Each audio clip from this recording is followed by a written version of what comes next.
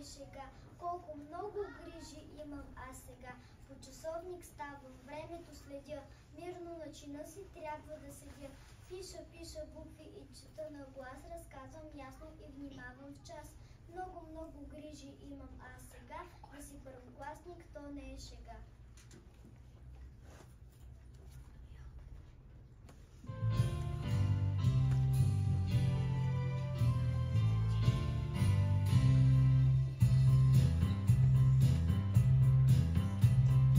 Лятото изтече кратко като миг, тази сутрин вече ставам ученик. Я ме погледнете, как съм променен, тръгвам с китка цвете, радостно смутен. Тръгвам с китка цвете, радостно смутен.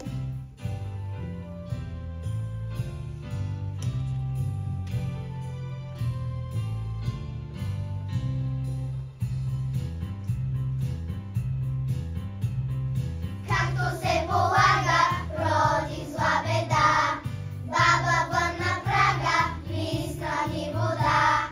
Всеки ми желае най-добър ти час, даже Слънчо знае, че съм първи клас. Даже Слънчо знае, че съм първи клас.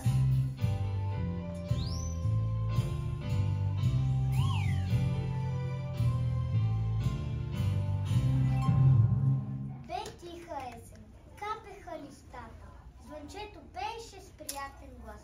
Отворихме страхливичко вратата и влязахме за първи път в клас. И мислехме си, нищичко не мога, не знаехме едно и две дори. Дали учителката ще е строга, дали другарчетата ще са добри. Скъпи родители и гости, добре дошли на нашия празник. Всички си спомняме 15 септември, когато за първи път чухме училищния звънец и пристъпихме прага на 54-то училище. Облечени с най-новите си дрехи, държахме в ръцете си огромни букети и страхливичко се озъртахме наоколо. В очакване на нещо много непознато, бяхме смутени и развълнувани, защото ни предстоеше най-важното начало – постъпването в първи клас.